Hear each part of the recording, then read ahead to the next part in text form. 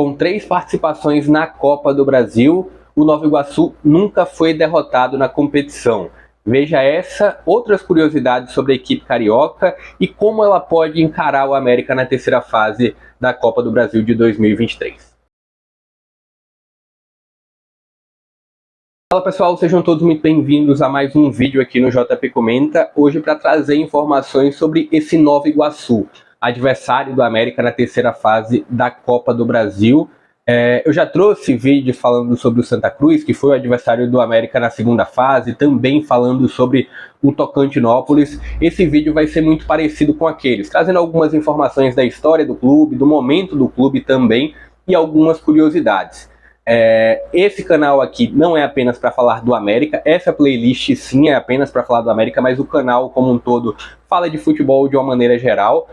Também vou fazer um convite para quem está chegando agora no canal para acompanhar o Guia do Brasileirão, que tem vídeo já sobre o América e sobre o Fortaleza, trazendo aí como o América pode jogar, como o Fortaleza pode jogar nessa edição de 2023 do Brasileirão.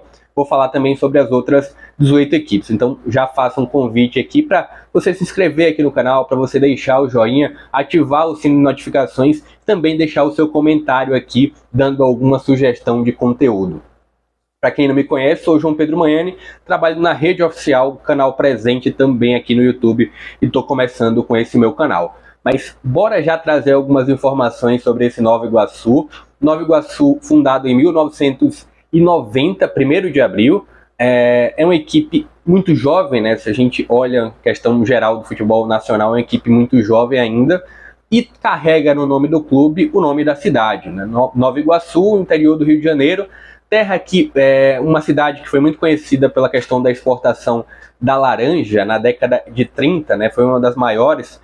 E aí o clube carrega no escudo isso, né? O laranja, a laranja em si, a fruta.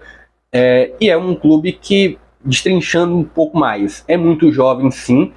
Eu trouxe uma curiosidade no início do vídeo, logo na abertura, que teve 3 participações, na verdade contando com essa de 2023, é a terceira participação do Nova Iguaçu em Copa do Brasil. Teve também em 2018 e em 2021, né? Teve ali outras 2, na verdade 2022, outras 2 participações além dessa, e a equipe nunca foi derrotada, é uma curiosidade. Terminou caindo na primeira fase de 2018 para a equipe do Bragantino, com um empate. E aí essa nova questão desse novo regulamento terminou eliminando a equipe do Nova Iguaçu. O empate foi 1-1.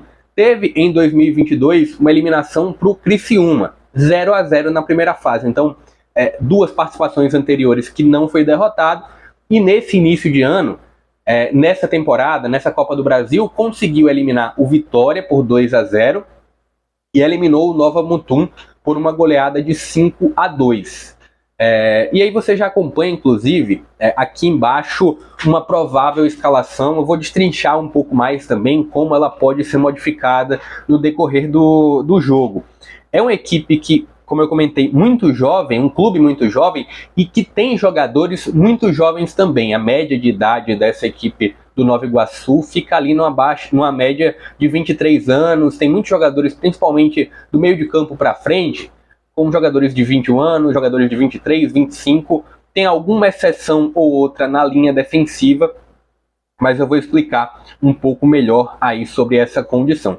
O Nova Iguaçu é uma equipe que vai jogar, inclusive, a Série D do futebol nacional, tá no grupo do Atlético, né, de Minas também, então tá um pouquinho do panorama inicial dessa equipe do Nova Iguaçu. Trazendo essas classificações anteriores, pegou um Vitória que está longe de ser um Vitória que passe uma segurança, que inclusive naquele momento era ainda pior, um Vitória muito abaixo, que foi eliminado na primeira fase do Baiano e também caiu na primeira fase da Copa do Nordeste.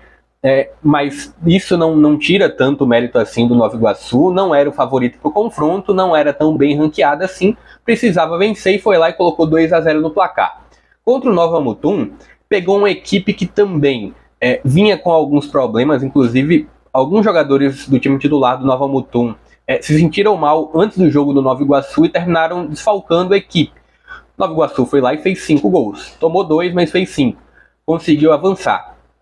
Já trazendo algumas informações sobre esse time inicial do Nova Iguaçu, a gente já vê uma escalação inicial aí com esses nomes, que é um time que vem jogando habitualmente nas últimas semanas.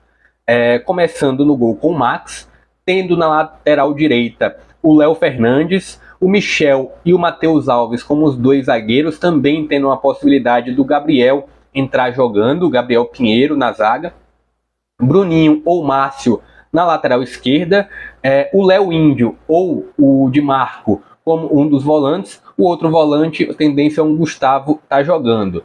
O Luan Lúcio tá aí no meio de campo, mas ele, no início da carreira, e ele ainda tá no início da carreira dele, é um jogador de lado de campo, né? Um cara que frequenta mais ali a ponta direita, por exemplo, mas nesse Nova Iguaçu ele vem jogando mais centralizado.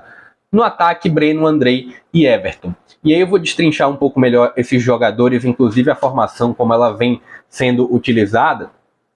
Mas um 4-3-3, olhando assim no papel, pelo menos de uma forma inicial, trazendo informações sobre esses jogadores em si, sobre esses atletas.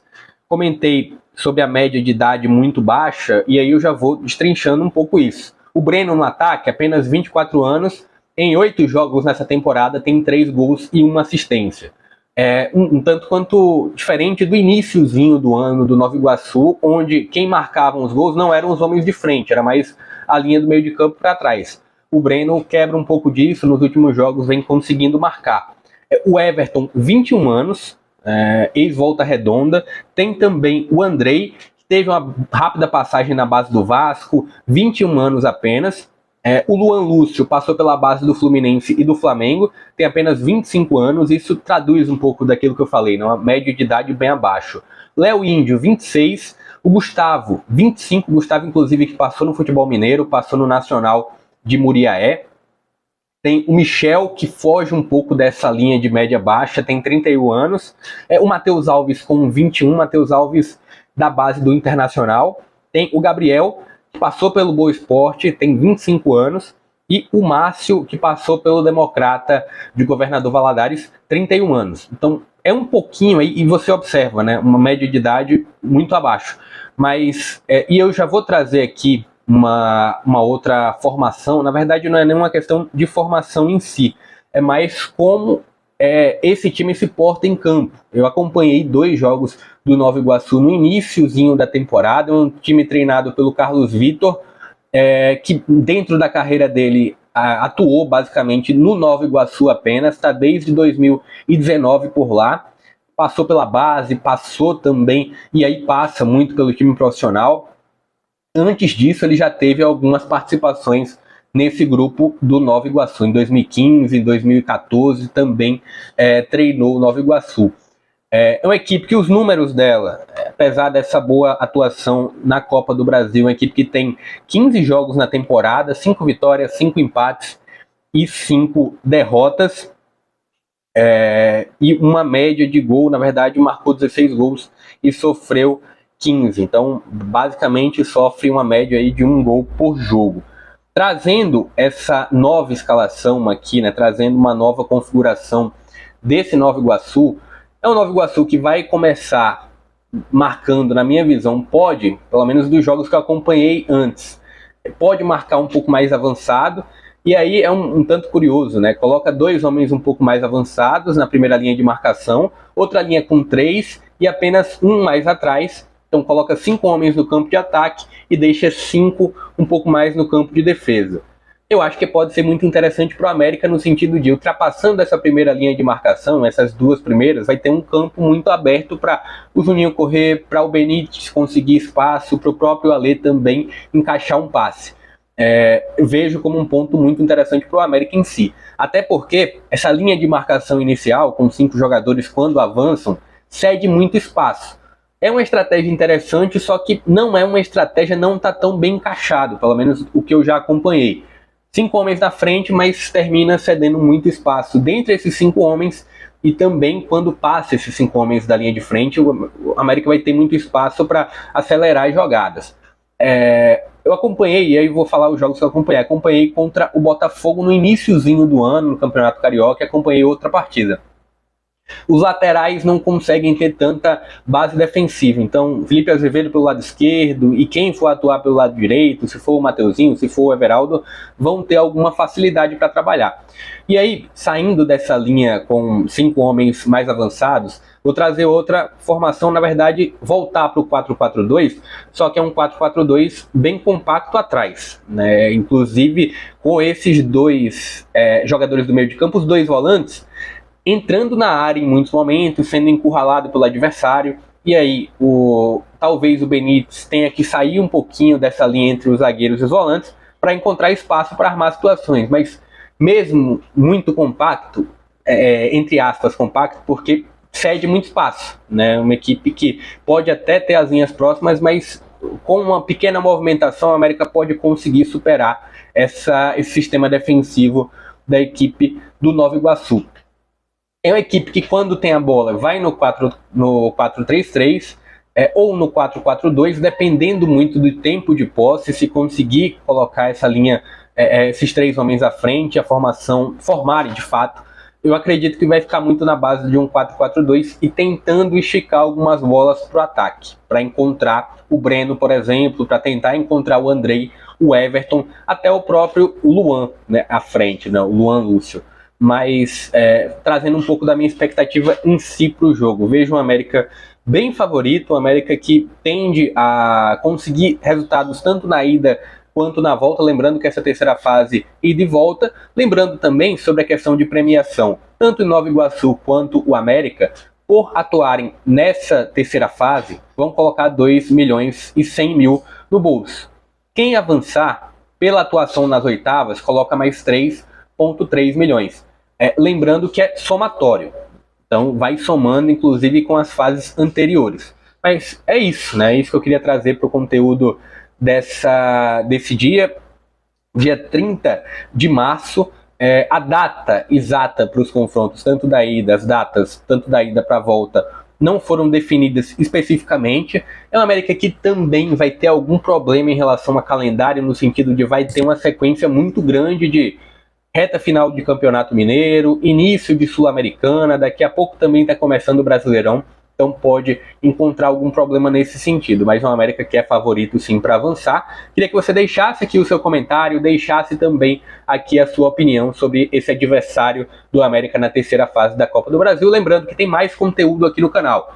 Tem guia do Brasileirão 2023 que você já pode acompanhar, tem também outros vídeos que eu passei sobre o América, sobre adversários do América e de futebol de uma maneira geral. Queria novamente pedir para você se inscrever aqui embaixo no canal, ativar o sino de notificações e também deixar o joinha, porque isso ajuda demais aqui no meu trabalho. Eu vou ficando por aqui. Até a próxima.